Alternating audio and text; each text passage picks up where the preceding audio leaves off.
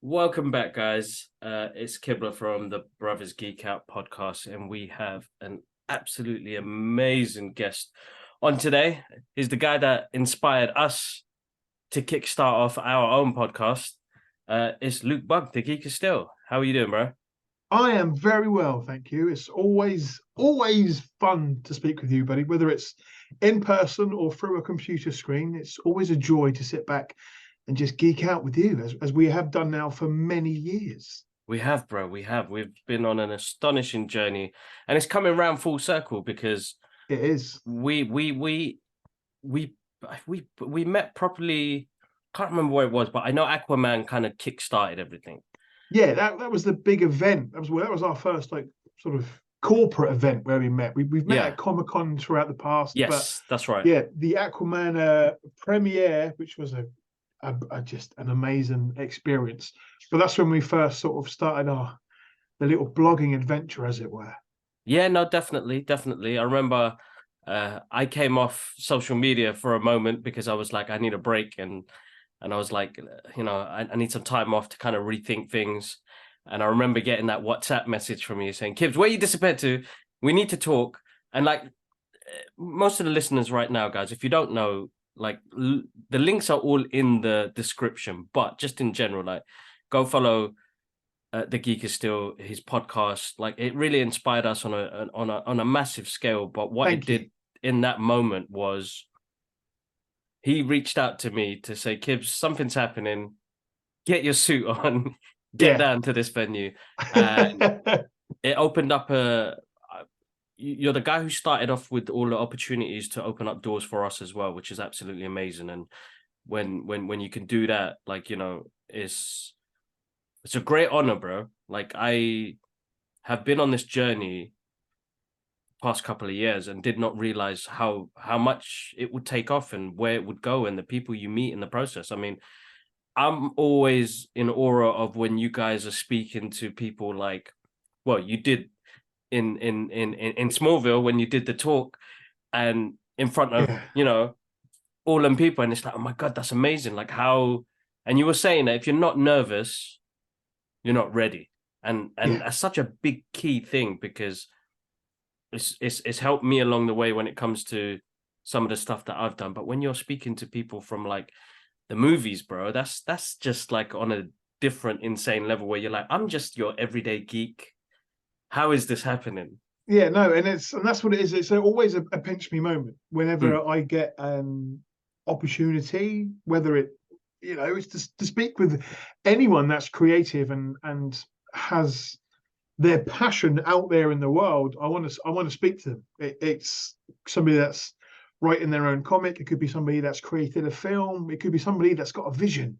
I want to speak with people that are passionate. But yeah, this project of mine and of yours over the years, it's led me to some, as you said, pinch me moments. Like I was trying to go through, I tried to sort of journal as much as I can when it's a big event or just a trip to London.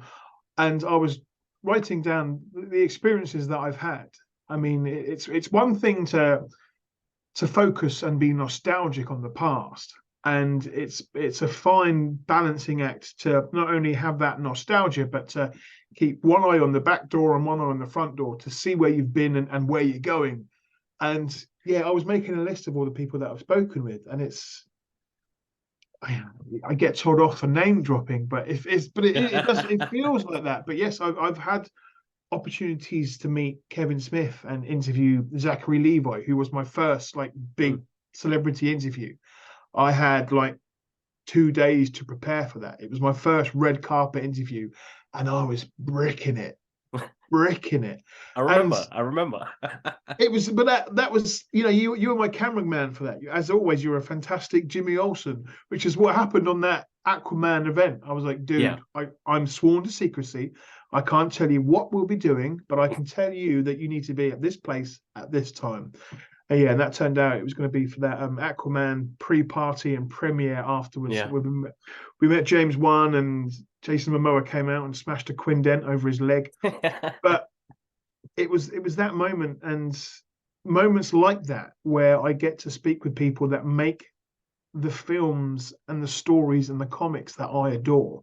There's no other way to thank somebody than to sit down and speak with them face to face and learn more about how that project was an idea to a final project. So we've had some fantastic adventures over the years, and yet there's lots more to come, buddy.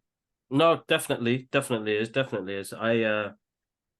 I'm still, yeah, in that moment of like, pinch me, is this reality? Like how we've had the pleasure of being on some great opportunities and moments, and I've got to share a lot of them with you, bro, which is a pleasure, bro. I'm telling you.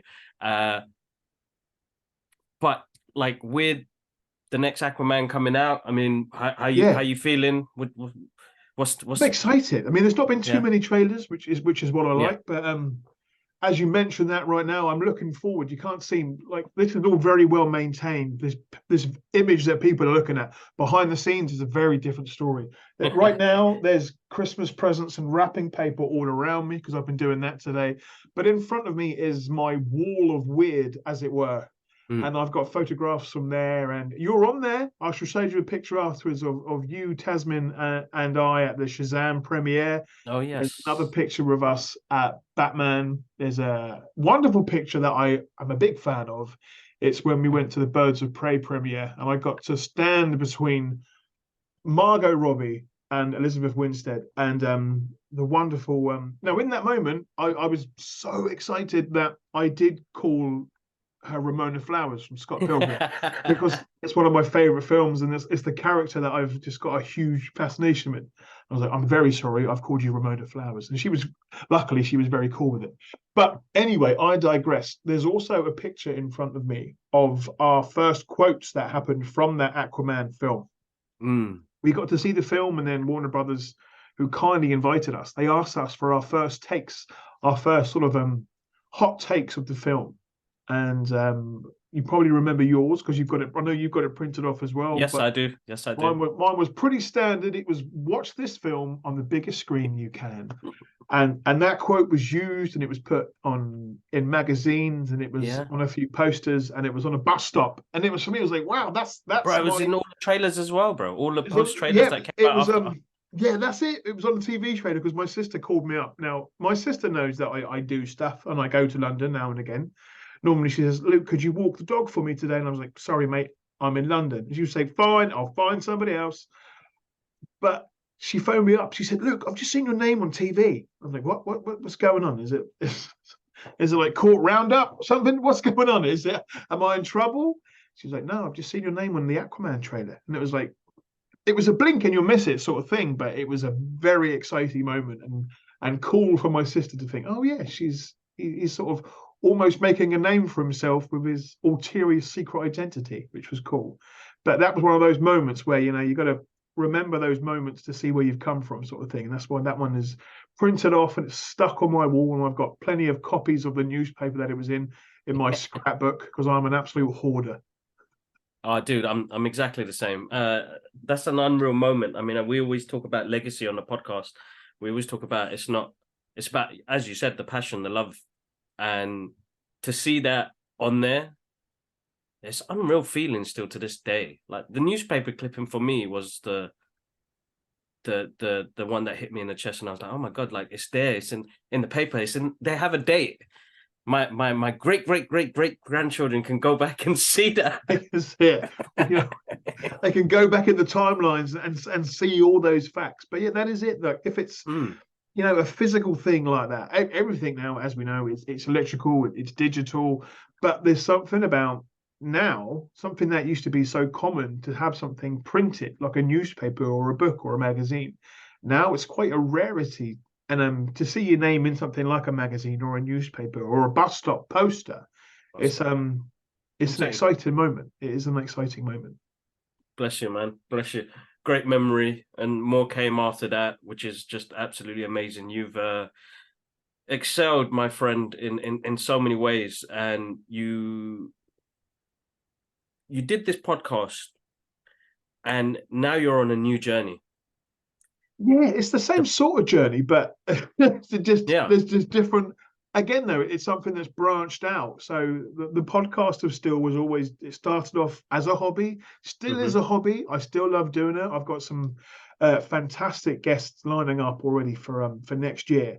Not just people from the world of comics and entertainment, but again, people that have used their passion and helped it work for them more. Mm. But yeah, from though that original project of podcasting, I've joined forces with my local Comic Con, Portsmouth Comic Con, and an event that I first found out about from a press release in 2018. I was like, finally, my town is known for music and festivals. It does a Yeah. fantastic Victorious Festival. And I was like, it's the one thing they haven't done. It's a Comic Con. Let's see how they go with this. And I applied for press from day one, and I was like, let's see what it has to offer. And from that first weekend, I fell in love with not only the event but the team that worked Mm. behind it, the hard work and dedication to putting on an event that is making waves in the world of convention entertainment. We've all been to cons, we've all Hmm. enjoyed cons, we've all seen the good and the bad. But this particular event for me, it's something that it's it's got comics and family entertainment at its sort of core. They're doing fantastic things to make it different and more fun each year. They want guests there, they want high level entertainment and just a great weekend for everybody. And I've seen some of their plans for next year that I'm excited about. Sneak Each peeks. year, yeah, now I've got some sneak peeks that I'm allowed to announce soon on this new project, and that Awesome. is yes, and that is the Portsmouth Comic Con podcast. They reached out and we had a few meetings where they told me about what's coming over the years and what their plans are, and they said, "Would you like to help us with season 2 of their podcast?" And I was like, yeah, let's throw some more work on my plate because I don't like being quiet. I have trouble being still. I'm getting better at it. A few special people are making me take a step back and go slowly, but it was a project that I knew I wanted to help out with because Mhm. as well as being an ambassador for Superman, I'm a big ambassador for this event. It's such a fantastic time. You came one year. I'm hoping you're going to Yes, come I next did. year as well. Of course, bro. Definitely. I've popped it into my calendar Good already, and man. it's like I really enjoyed the first one. But as you said, it's the work and the passion that goes behind it. It's in your hometown, so it Oh, mate. that gives it that extra special feel to it. Uh, and it's events are not easy to run, as you said. The good No. comes with the bad, but when it's good, bro. And like Oh they had the yeah. DeLorean there, the cosplay outfits, they Yeah. had the different gaming sections.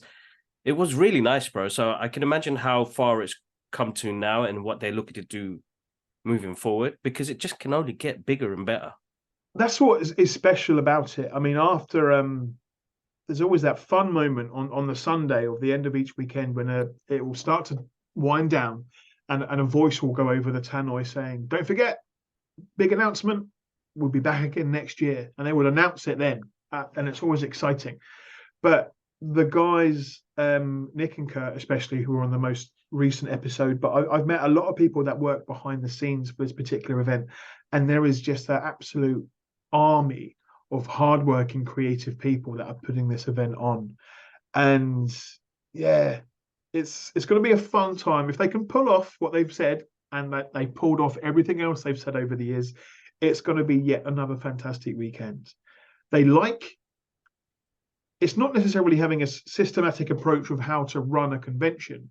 They want to make it as good as it was the year before with a little bit extra. So they are listening to feedback. They're making changes. They're trying new things. And these things that they're trying, I've noticed that a few other conventions around the country have started to not necessarily mimic, but you can see that other events now are trying new things to make it more of an experience rather than just, we've all been to the big cons in London. We love going to them. They're fun. You go there, you get to meet celebs, you get to do your shopping, you get to buy all the things you want to do. But conventions used to be a bit different than that. It was about going there, meeting up with your friends, people that you haven't seen for months on ends, finding that particular specific comic or toy or outfit that you've been wanting to get. And that's what this event has been doing and does so well. It's the fact that, yes, you could potentially go there and buy a comic that cost £1,000. Trust me, I nearly did last year, but I stopped myself. Or you can go there and you can buy like 5 comics for £5. It covers the whole spectrum of what it is to be a fan. We know we all have those things that are our holy grail items that we need to have, and we'll pay a lot more than we tell our spouses it costs. But it's those things that make conventions like Portsmouth Comic Con special. And yeah, the vehicles, something as fun as the DeLorean. As you're a big Back to the Future fan, and it's one of those things that you see it when it's screen accurate, it is just immense. Exactly. And last year it was Michael Keaton's Batmobile. So cool. And I got there early. Now I have travel anxiety at the best of times. So if I'm traveling to London for a con, you can guarantee I'm going to be there at 5 o'clock. This particular event is at Portsmouth Guildhall. It's half an hour away. I was there 3 hours before I needed to be there. And I got there just in time to see the Batmobile roll off this trailer. Flames coming out of the jet engine, being driven by the grandchild of the person that owned the Batmobile. This kid must have been about 10, but he was doing fantastic. He was doing a grand job. He was guiding it in, but they've said that there's going to be a vehicle there next year, and they've not said what yet. They're quite good at teasing that out. They've not said what it's going to be yet, but I'm excited because I've got a list of vehicles in my head that it might be. But yeah, it's a brilliant event, and as you can tell, because I've not stopped bloody talking, I love this event. It's a very positive experience that is inclusive for so many different members of the geek fandom, whether it be cosplayers or gamers or board gamers, people that just want to go out and embrace the things that bring them joy. Mm-hmm. And it's why I'm more than happy to be a host and producer of this new podcast, because I get to talk with passionate people. I get to speak with a few of the groups that are behind it. Coming soon on another episode is I'm going to be speaking with the Joker Squad. Now, they're the fantastic cosplayers that make their own Star Wars experience within the event, which was fantastic. Screen accurate replicas, and I met a lot of the guys there last year, and there was a fantastic Obi-Wan Kenobi just walking around, and I sort of went, oh, hello there, as he went past. He was like, that's my line. I was like, I couldn't help it, Don. I'm sorry. But they're going to be some fun guests. But yeah, it's a fun project. And again, anything where I can talk about fun and positivity, it doesn't feel like work, which is when it does start to feel like work, I would not as, I'd start backing away. It's not as enjoyable. Sure. No, totally. I think it's a great approach that you take to it. But no, as you said, bro, the passion behind it and getting to speak to people that absolutely want to put this on for the people of the local area, and people that I think people actually travel in as well. Oh yeah, yeah. It's amazing. It's making a name, and there's more national and international, not only guests that are being invited, but people that are traveling to come to see these specific guests, whether it be from those from comics or films. Yeah. But people are traveling, and it's early days. This is it's only in its first few years. We had the pandemic in the middle, so there were a couple of years when it didn't happen. But they're very clever with how they use the space well. And I've had a few meetings of what's planned for next year, and they're trying to use as much of that building as possible to make it even bigger and even better. And it's very exciting stuff, Kim. That's amazing. That's absolutely amazing. You did some panels last year as well. Are we talking about last year? Or it was this year, wasn't it? Oh, crikey. We keep saying last year. It's a long year. It's been a long year. But yeah, no. It was this year. I did some panels. It was fun. I mean, there's a local radio station called Express FM. Mm-hmm. And I got to go down there for a fun live recording, which was quite nerve-wracking. It's a bit different to podcasting. With podcasting, there's lots of editing where you can make your voice and words sound a lot better than they actually are. That's right. But live radio, that was exciting. That was fun. And I got to go down there, and over the weekend, there was a panel about passions, talking about what brings you joy. And I was kind enough to be asked to be a guest on that, and also hosted like a geeky trivia quiz on the main stage. So again, that was nervous, but as soon as I was there, microphone in hand, sort of the geek of steel persona, this Frankenstein that I've created, he takes over, and the nerves and it sort of it goes away. But if they're not there, as I said, then you're not paying attention, because if you're not worried about doing a good job, then you should be. But I had great fun hosting that and giving out prizes on the stage and having fun with the audience. And yeah, that was I co-hosted that with Nick from the con. That was a lot of fun, like an Ant and Deck type moment where we both got to sort of have a bit of banter on the stage and just have fun with it. And that will be happening again next year as well. There's going to be another quiz. Awesome. But, yeah, but panels. Amazing. Let's talk about panels, shall we, Kip? Because you've got something. Well, when's this episode going live? Well, it's probably gonna go live next week, but yeah. So space-time continuum. Here comes the crazy talk. Your panel has already happened, hasn't it? And it went wonderfully, didn't it? Yeah, I'm sure it did. It went really well. I kind of got a memory lapse in between.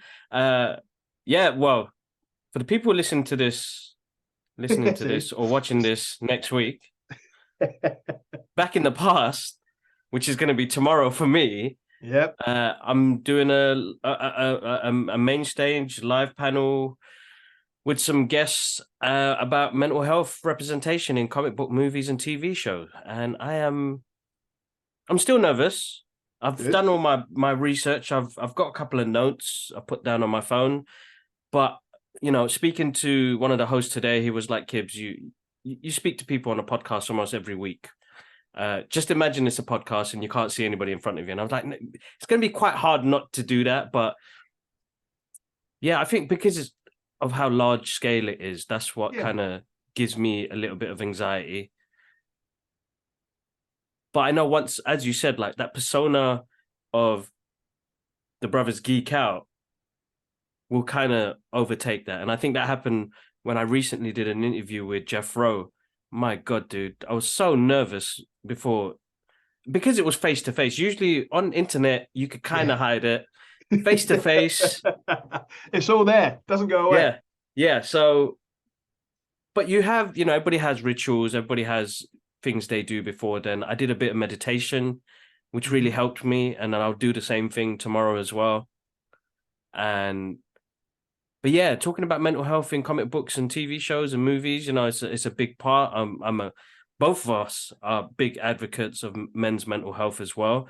Like, I think it's an important thing to put out there because we are seeing it more. Yeah, we are seeing it a lot more, and I think people need to know it's okay not to be okay. Good way of putting it. Very good way of putting it. And so what time is your panel going to be on? 3 o'clock. 3 o'clock. So yeah, the busiest time of day when everyone wants to have a sit down and enjoy a panel. You'll be fine, dude. You'll be fine. Yeah. I'm sure I will be. It's the nerves, but it's the excitement of it all. You've got your notes. You're gonna have water. Have a bottle of water. Yes. Here's the big. Are you going to be sat down? You're going to be standing up. We're going to be sat down. See, that's it. See, you've got an edge. You can sit back and you relax. Just remember, it's all about posture. Yes. Being nice and make sure the people at the back can hear your voice, but make sure you're not shouting. Yep. It's again, you'll get the bug for it. You will get excited by it, and I'm sure you'll want to do it again. So that's something that has happened over the years when I've been asked to host a panel, to host an event. I've been out a couple of times to the Superman celebration in America. Yes, that's right. Which is a fantastic place. I think with Superman Legacy coming out in a couple of years' time, it's going to get busier. Yes, and I'm ready for that event. But the first year I went there, I pretty much just emailed everybody that lived in this very small town and became friends with the guy that runs the local Rotary Club, became friends with the mayor of the place. It's that type of a tight-knit community. Yeah. But the first year I was there, I was asked by Chad, great guy I'm still in touch with, he said, would you mind coming to my local Rotary Club to give a talk about what you do? And this was a few years ago, back in 2018, when I first started to take this Geek of Steel adventure on the road, as it were. and I was saying yes to every single situation or invitation because I wanted to get as much experience and as much research out of it as possible.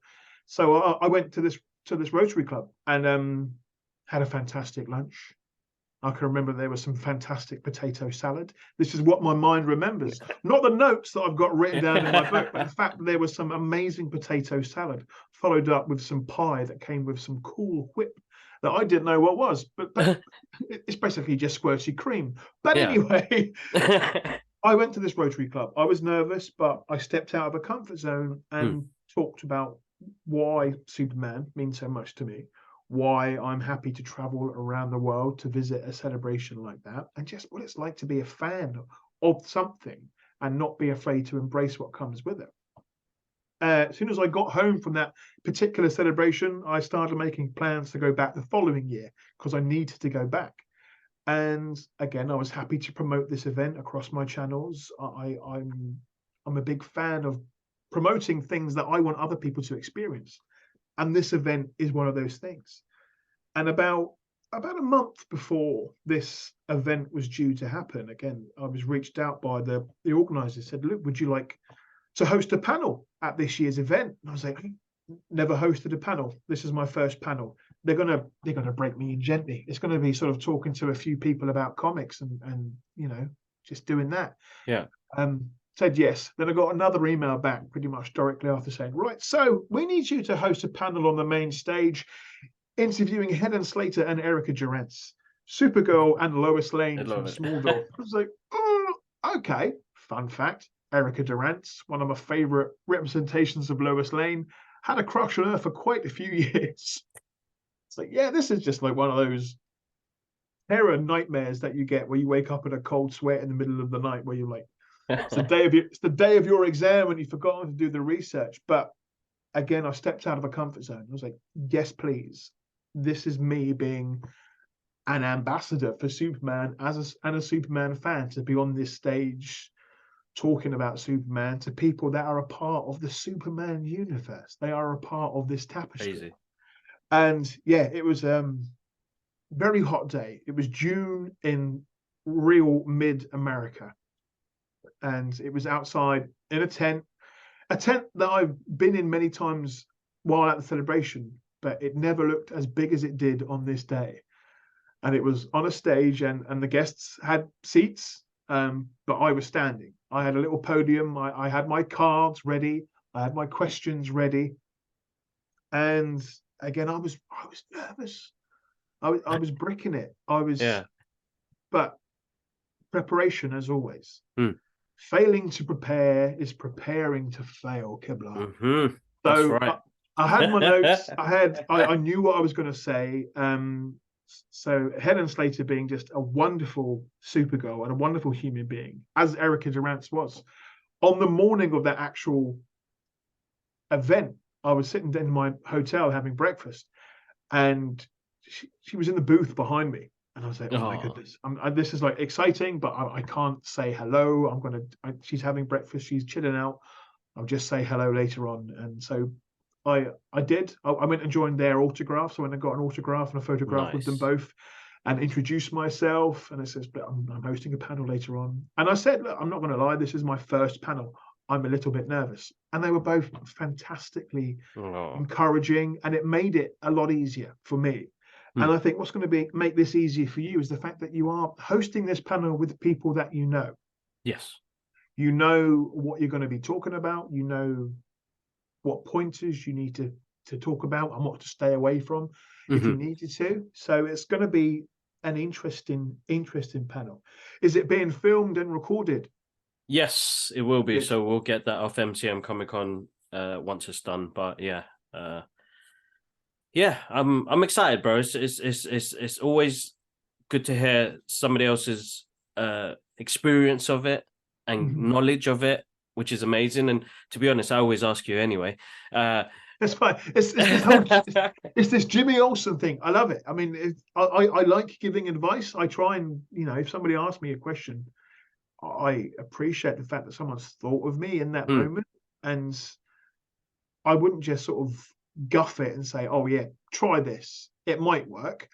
I want you to get as much out of this as possible. So I want to pass on advice, definitely not wisdom. I'm not in a specific state in my timeline where wisdom is a word in my vocabulary. I mean, the beard's getting longer, but there's no Gandalf the Grey just yet, even though I've got this one really annoying patch right there. It's just a grey circle. It's just right there, taunting me each and every day. But I'm happy to give advice. When we can give advice from situations that we've gone through ourselves, that is advice that one can take to heart.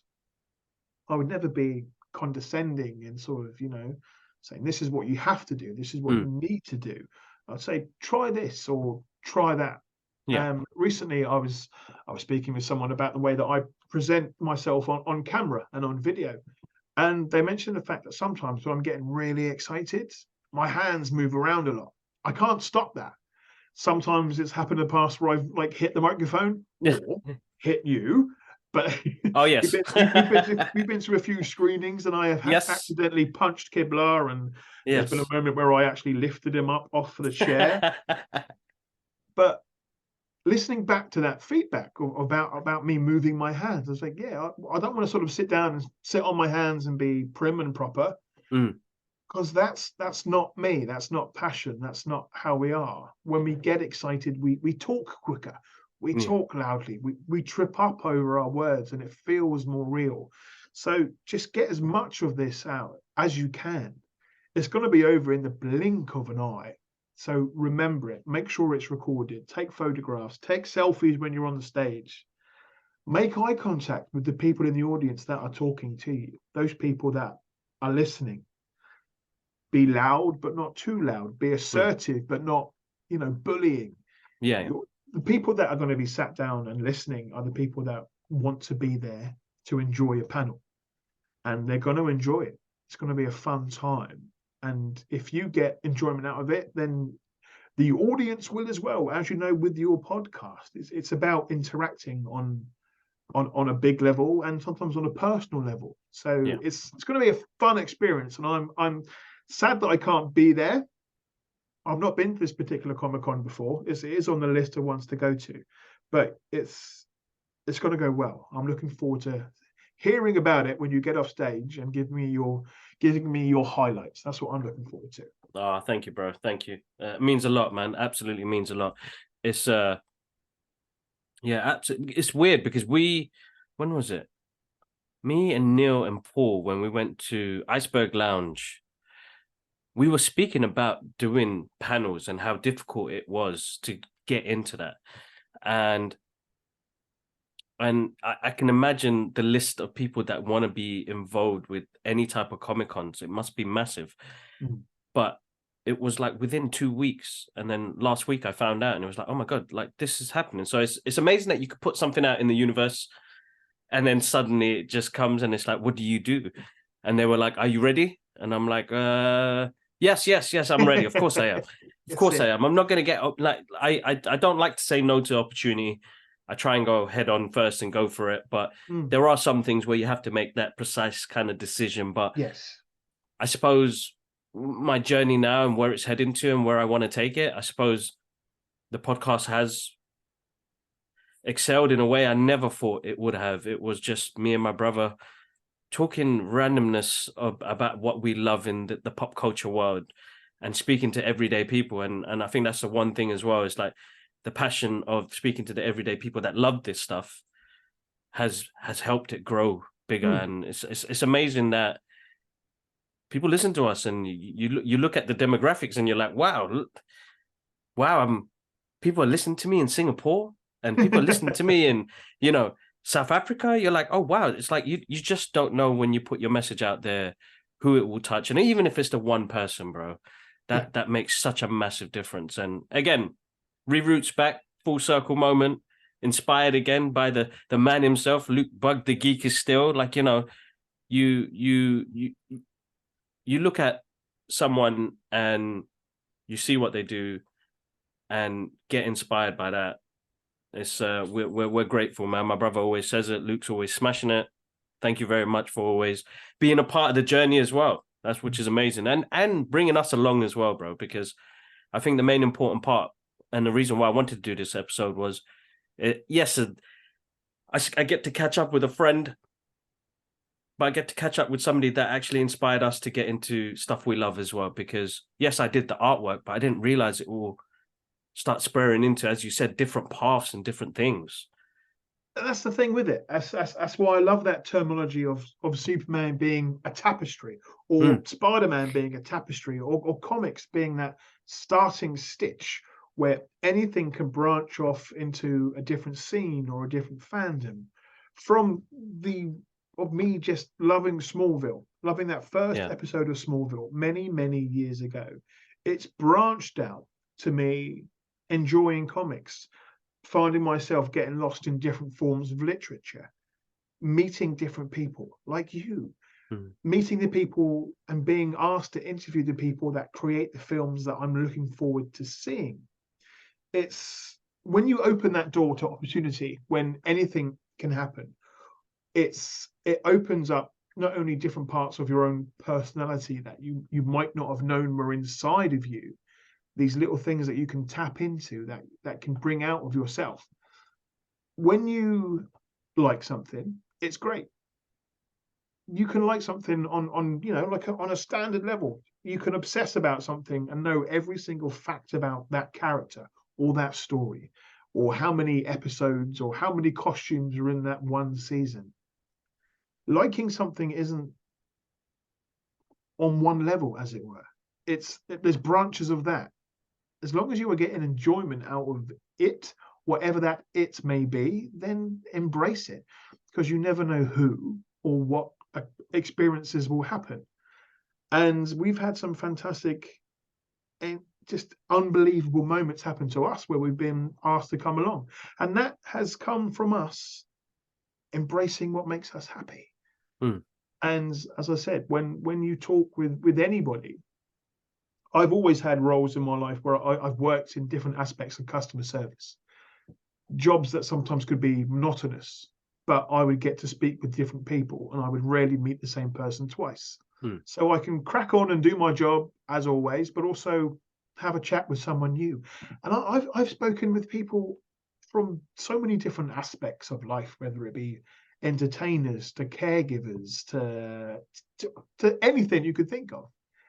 What I've learned is the fact that every single person has got at least one story to tell about the thing that brings them joy. And when they're telling you that story, this light inside them just glows. And going back to that hand movement, you see them come alive a bit more. They let a guard down that they didn't know that they had up. They start talking about memories and feelings that they had that are associated with this thing that they love. Could be football, could be comics, could be cars. Something comes out of them that we can relate to by liking the things that we love as well. And it's, as I said, everyone's got a story, and I love hearing them, which is why I've enjoyed that particular aspect of being a podcast host, is that I get to sit back and listen, not like I'm doing now, which is bloody jabbering on because I can't stop myself. But it's listening to stories. It's listening to what brings other people joy and listening to their life experiences.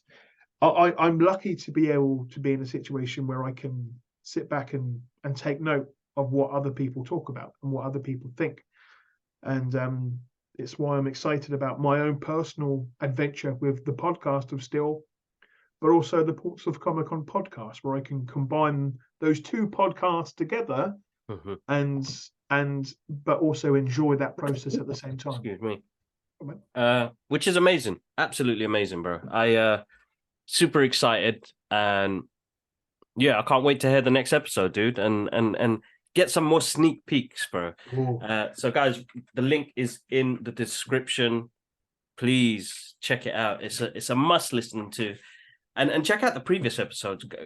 Luke has got some great guests on there, and just absolutely amazing. And you bring out you bring out something amazing. As you said, you bring that light out, bro. Because that's a key thing. Because when you start seeing the guest start hands going everywhere, and you see the joy in them, and I think that's always nice to see. And when I watch your videos and you see your guests light up, that's your superpower, bro. That's your superpower, bro. Again, that's part of the research. If I know I've got a big guest coming on, somebody that I know a lot about, or someone that I don't know too much about, you've got to put in the research, whether it be about this panel that you're going to be a part of, or the guest that you need to speak with. You want to be able to not do a deep dive and sort of bring up something from their past that they've probably forgotten about. It's just learning enough about someone that you can speak to them and possibly get a better interaction out of them with. It's that, again, going back to those roles in customer service, I can tell when somebody wants to be there and when somebody's trying harder to listen. When that person is trying harder to listen, my questions would be more in depth, they would be more detailed, and you're going to get a better conversation out of it. So yeah, the research is always elemental when it comes to that stuff. So you can put your questions around that research. And again, it's just fun to knowledge is power, as they say. And so when you are prepared for an interview, when you are prepared for a panel, you're not letting luck become an aspect. Many people over the years have said to us, that, oh, you're so lucky being invited to these events. You're so lucky that companies are working with you. They said, well, if you want to come and have a look at my inbox and my sent emails and how many get responded to and how many get ignored. Yeah. Plus, the harder you work, again, the luckier you get. And we both, we've both burnt the midnight oil over the years, whether it be writing reviews or recording reviews or transcribing interviews, which was an absolute I've never been a fan of that. Never been a fan of that. But I hate it, bro. I hate it. I've hosted podcasts over the years when people have said, because I was just getting, I would, if someone says, how do I do what you do? I want to try it. I want to get into it. I'd say, right, go and listen to this podcast. I will give you the starting points of what you need to do. And people are like, oh, that's quite a lot of work. So yeah, it's doesn't get, nothing in life gets handed to you. Nope. If you want something and you're willing to work for it, then just grind on and don't expect results. Work for results. Exactly. No, it's so true. It's so true. And I had a lot of the listeners reach out and they're like, how do you do it? And how do you keep up? And time management plays a big key of that. I'm a guy who loves his time management. I suffer dyslexia, probably got ADHD as well. I'm still waiting for that. But it's like scheduling and organization has to be key to it. And prioritize what's going to be important to you and get back to those other messages that are not like the important ones. You've got to really organize yourself. I think it's key. Like, again, I'm like yourself. I use a notepad that helps me massively during my daily to-do lists. But then I've got reminders. Again, this floor is an absolute I have got currently on the go. I've got 3 whiteboards on the go at any one given time. I can't show you these because there's secrets on these whiteboards. I've got notepads for every single situation. These particular notepads, these are my babies. These are the Daily Planet pocket journals that I thought were sold out, and I found a website that was selling them for £3 each. That's amazing. I saw that post. This isn't a plug, but the tankmuseum.org is a fantastic museum, but for some reason they also sell Daily Planet journals. And I emailed them and said, look, this isn't a scam order. I'm ordering 20 of these books. Okay, that's fine. But now I've got one for every occasion. I've got one for podcasting. I've got one for Ports of Comic Con. I've got one for day-to-day events because I need reminding to do stuff. And these arrived today. This is like how my head works. Recently, I found a biro that I really like, and I can write relatively neatly and still be able to read it. So I just went and bought 10 of them so that I've always got, got them. You're prepared. You're prepared, as you said. But I'll lose them in a week. They'll be gone. They'll be lost, Kim. They'll be gone, buddy. Oh, brilliant. Absolutely brilliant. And you heard it there yourself, guys. Like, I'm telling you, a lot of people say we're lucky. It's hard work. It Mm. is a lot of hard work and results come from it. But the same, as Luke said, yeah, I don't expect anything from it. If it happens, it happens.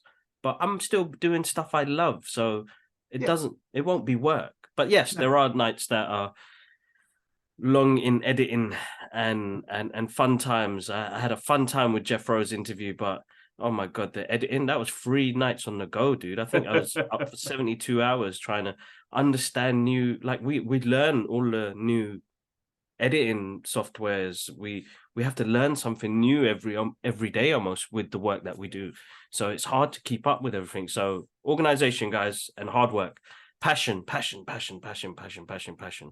So important. So Of important. course, If you yeah. love the medium that you want to talk about or do work with, then absolutely adore it, because the universe works in great ways, and you'll meet great people along your journey, and things will just work, but you've got to put the time in yourself.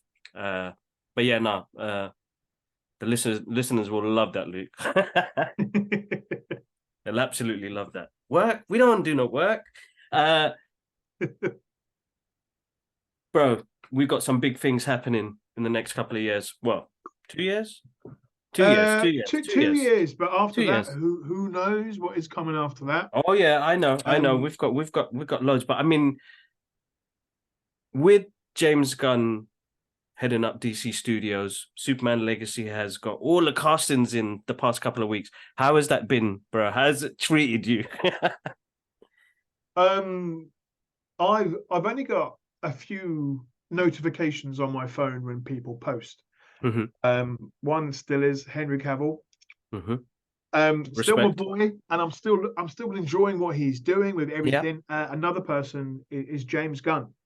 Whenever he posts anything, it's always exciting to see what he's talking about. It could be something about his many dogs, or his Yep. wife, or his family, or the future of DC Comics, the future of Superman, the Mm. future of what I class to be my go-to form of entertainment, which is Mm. comics and the world of comic entertainment. But everything that he's been posting recently, when it's official, Yes. that's the important word. It's very exciting. And I don't think yet he has missed when it's come to his casting announcements, No. whether it be Jimmy Olsen, whether it be anybody. He's put the work in. I don't think he's necessarily listened to what the fans want. That's always risky, being, a yes man.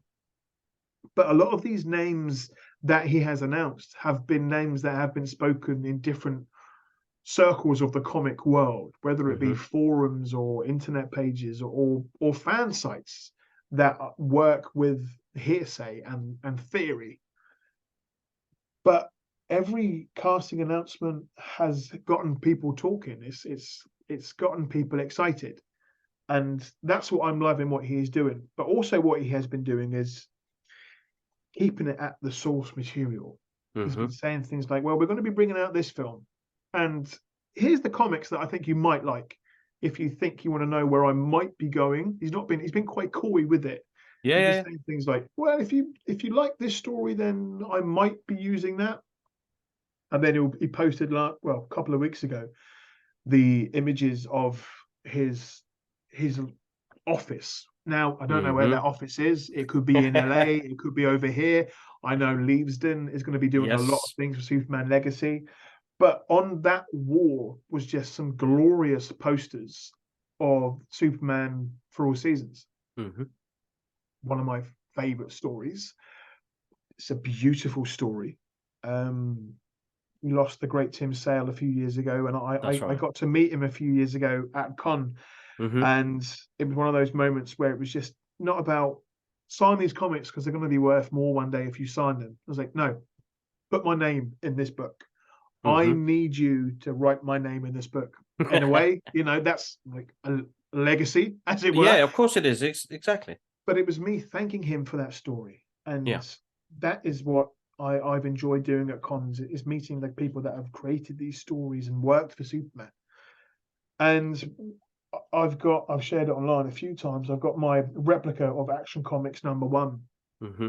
That as many people as I've met as possible that have written for Superman or created Superman or drawn Superman, they've signed my replica. And Awesome. Tim Sale was on that. That's George amazing. Perez was on Yes. that. One day, there's room for James Gunn on Mm-hmm. there.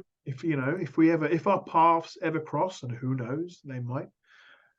But he mentioned that story on his Twitter. He mentioned All-Star Superman. He's Mm-hmm. mentioning comics, and when he mentions comics, dude, they sell out. They have to go into reprinting, and the comic creators are getting the recognition that they deserve. Yes. If we didn't have these writers and storytellers and creators making these stories, we're not going to have them. And I could go on my high horse and say, Jerry Siegel and Joe Shuster, those two heroes, if they didn't create Superman, we wouldn't have Endgame. We wouldn't have Spider-Man. We wouldn't have The Boys. We wouldn't have Invincible.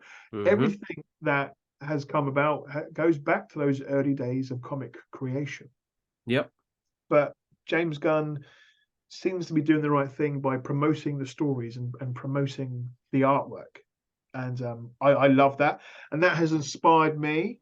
I think we can go for a sneak peek right now, Kibbs. But in a couple of weeks, it's Christmas. It's time for giving back. Yep. I've not decided on which ones yet, but I am doing a worldwide giveaway for 3 classic Superman stories. I don't know which I'm going to finalize it down to. I've Cool. got my suspicions. I won't announce them just yet. I might put it out to a public vote, but I like doing like little Christmas giveaways now and again, and giveaways throughout the year, just to give back, to pay it forward, as it were. But the way that James Gunn has been promoting comics recently is inspiring. So that's something that I want to give back to. And a worldwide giveaway for some Superman graphic novels will be in the future. Awesome. Look at this, guys. You heard it here. Make sure you are following those channels. Yes. Links are in the description. Oh no, it's amazing. But I mean, I was in Leavesden, saying that all wrong. The other day when I was doing an event at Harry Potter Studios, I started to see what they're building, bro. And I kind of asked the guys, "Excuse me, is that where they're gonna do all the DC stuff?" And she was like, "I can't say anything." And I was like, "Yes, confirmed." That's confirmed. They're massive studios, bro. They look humongous, and we need to get some camping gear. We need to shack up and get it all ready, get a tent up, and I think we'll just, I've got a sleeping bag on my Christmas list. Sleeping bag, thermals. Yes. Big thermos flask will be fine. They'll be fine with it. Just hanging out the gate, waiting to see if you it's all right. They said we could use the bathroom in Harry Potter Studios. That's fine. That's fine. I'll move there. I'll take an extended leave from work and just go down the road for a bit and hang out at Leavesden. Yes, please. Absolutely brilliant. All right, bro, before I wrap this up, and as always, massive thank you for your time, dude, because I know how important it is for us to keep to schedule and time in. We're always grateful to have you on there. My brother passes on his love as well, bro. He said he wish he could have joined, but because of the time zone. No, we'll do that in the future, in the new year. I want to. We can either stay up late or get up early. We can chat about everything that's happened over this year. Let's do a 2023 definitely. That'd be roundup. Absolutely amazing. Absolutely amazing. But I've got a few questions for you, bro, which are kind of like Superman related. Oh, here we go. I get discovered to be a fake fan and a phony. This is all green screen. None of this is real. It's all fake. Right. Let's go. Here we go. I'm going to go for it. A couple of rapid fire questions. But you know what? I think they're quite meaningful anyway. And I did it because I know that the answers I'm gonna get are gonna be quite inspirational. So, I mean, what makes Superman such an enduring, iconic character in the world of pop culture? I mean, this is your point of view. Yeah. There's not many logos, as it were, in the world. Yeah. I mean, everywhere we look, we see a logo for something. But you've got your McDonald's, you've got your Coca-Colas, you've got your Supermans. it's a symbol that is seen around the world. It could be on a t-shirt, it could be on a bus, it could be on some graffiti. For some people, it's just another logo. But kids are like, oh, look, that's a Superman logo there. That's a Superman emblem. For me, it's like seeing my home team football club's kit. I feel warmth for it. I feel a connection. I feel admiration to the character, what the character means to different people and what it means to me. It's not necessarily just a fictitious character. Yes, it's a character story that I can get lost in. But again, going off on those different tangents, there's something about Superman that I can relate to. Probably not like the flying or the fantastic chin. I wear a beard so well because I haven't got that. I've got a very soft chin. If I had a square cut chin, this would be gone in a shot. Yeah, bro. Me and you both, bro. Me and you both. They're a fantastic invention, but it's seeing that logo and seeing that emblem and feeling a connection to it. And over the years, it's grown stronger for me. Yes, my first interaction and admiration for the character came through Smallville, but obviously I was aware of the character before that. It's a character that I grew up with and saw on TV and saw in comics and on toys and on that classic Superman t-shirt, which I, whoopsie, got enough logos on me today. It's that logo that stands out. And when I'm wearing it, and I know other people feel the same way, it's not an obligation to be the best person I could possibly be, but if I'm wearing a Superman t-shirt and I'm on a train or on a bus, if I don't get up to let somebody else sit down, that's a disservice to the franchise. That's me not being necessarily that fan / ambassador. Mm-hmm. He's a character that is a fantastic role model. He's a character that has done a lot over the years. Yes, we know he's fictitious, but there are lots of fictitious characters out there that inspire others. And we know Superman is powerful. We know Superman comes from a different planet. Superman doesn't have to be here. Superman doesn't have to do the things that he can do, yet he does.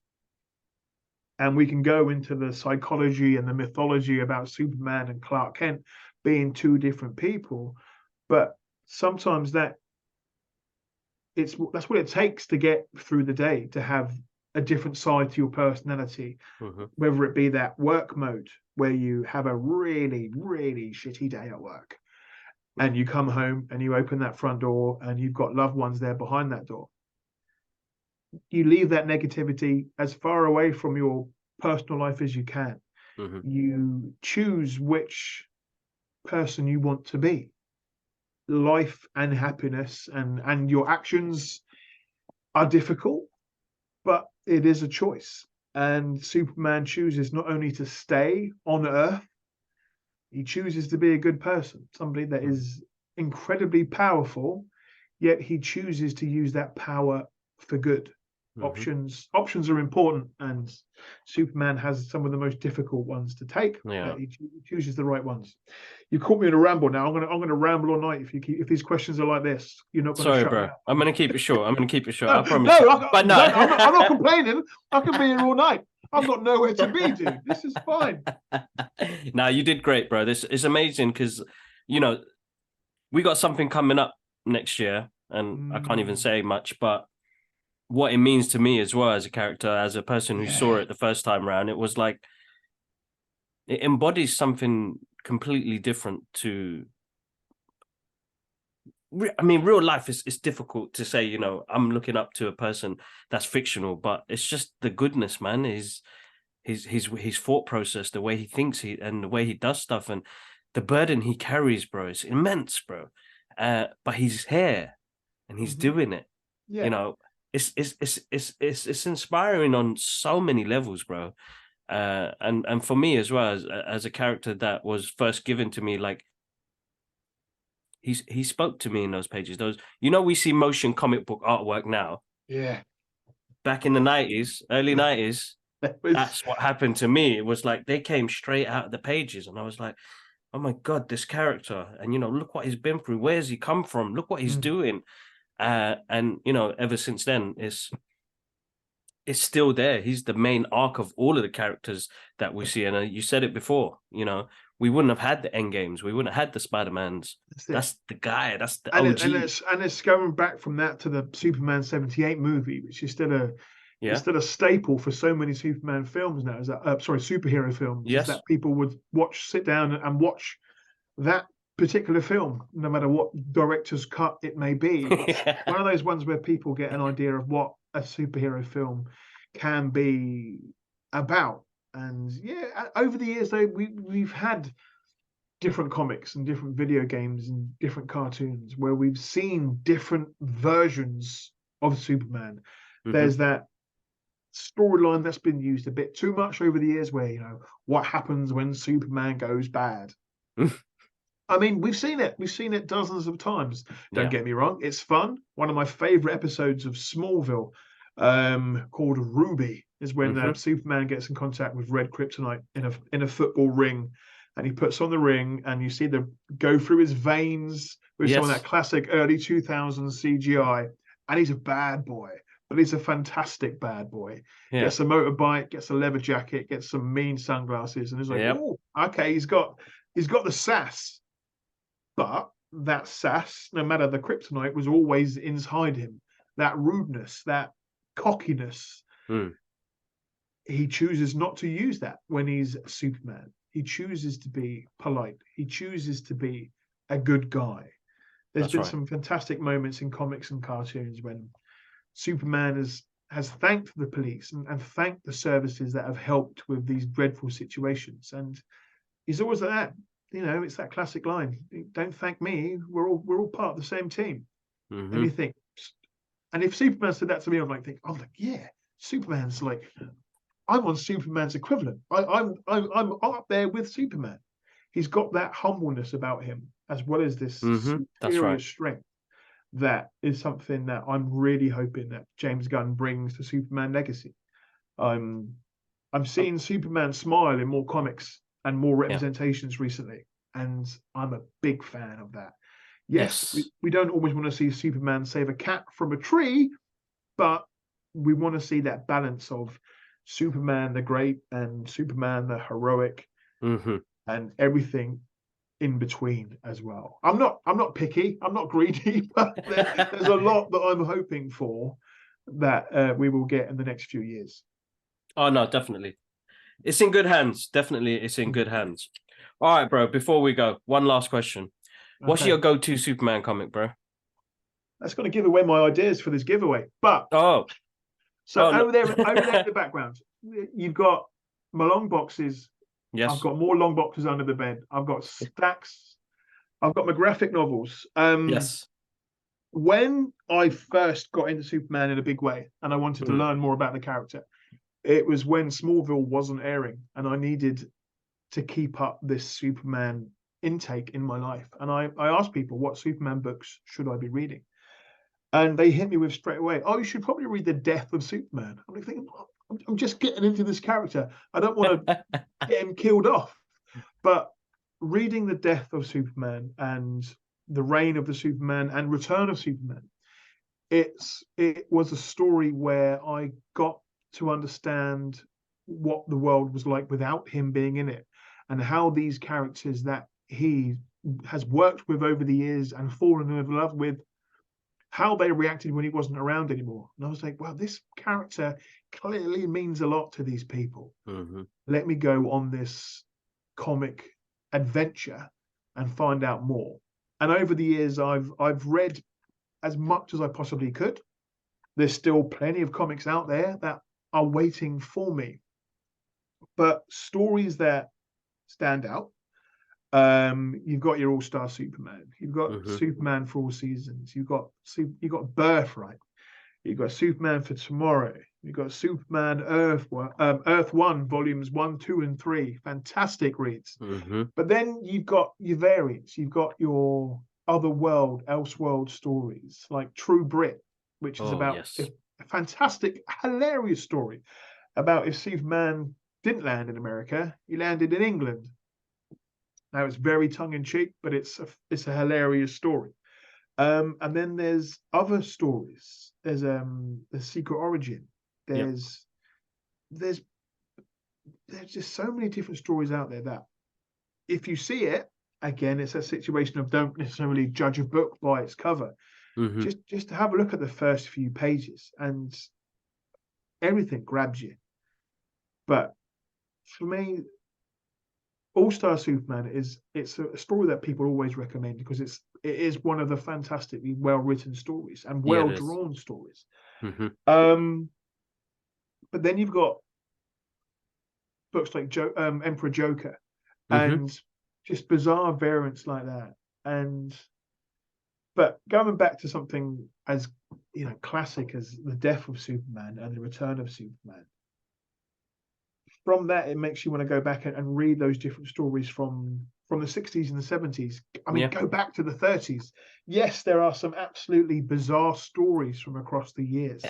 Some that possibly shouldn't see the light of day in modern times. But nonetheless, they're stories that are impactful. I've tried creating a top 10 list of Superman stories over the years, and it's always difficult for me because I don't want to leave anything out because Mm. each story has got something special in it. It could be a line, it could be a certain visual. But there's one particular story, I can't remember which now, but it's a classic scene between Pa Kent and Clark Kent on the Smallville farm. And he's talking about how he plows the field each and every year. The same field, the same land. But he could be doing the exact same job, but each time he does it, he'll go back and he'll find a different boulder in Mm. the pathway that wasn't there before. It's about that moment of going through life and looking back at things that were always there, but you might not have seen. And there's moments like that I can just get lost in a book and just the wind gets bloody knocked out of my sails. Mm. There's such a random storyline, and I think it was Earth One Volume Two. I could be wrong, but it's a flashback, and Clark's talking about a pet cat that he had. Mm. Now, this cat was a stray. I think it had one eye. It was always fighting with other cats. It was tenacious. It was mean. It was strong, but it never gave up. And Clark formed a fantastic bond with this cat. And I was like, a cat? Really? I mean, it's nice, but it's no crypto. And I continued reading. And then I learned more about this relationship that he had with the cat and how he related his life as being this outsider, as it were, this creature from another planet, and how he Hmm. necessarily wasn't accepted by a lot of the world. And you see this beautiful bond begin to happen between him and the cat. And the cat sadly passes away. But one of the favorite, spoiler alert, I'm giving the whole bloody book Yeah, away. no. But essentially, each night Clark would sit down with this cat and they would look up at the moon and they would be calm and they would be Mm. reflectful and they would have a fantastic, peaceful moment. And I'm obsessed with the stars and the moon and the planets. And there was a fantastic moment in this book where Superman, sadly, the cat passes away, but Clark decides to bury the cat on the moon. So Oh, every time he looks up, he will have that moment with his cat. But then yes, sort of that's right. Yeah, jokingly yeah. puts like in centuries' time when the moon is being like dug into, they're going to be very confused when they find the corpse of a cat. They're going to, and it's No, moments like but that stick out. It's yeah. not it's not necessarily the big, loud, explosive moments. Yes, they're fun and we enjoy them, but it's those moments in dialogue when we get sucked into somebody else's story and we Mm. really just get taken out of the moment and just think, oh, this is like the definition of a page turner. And Exactly.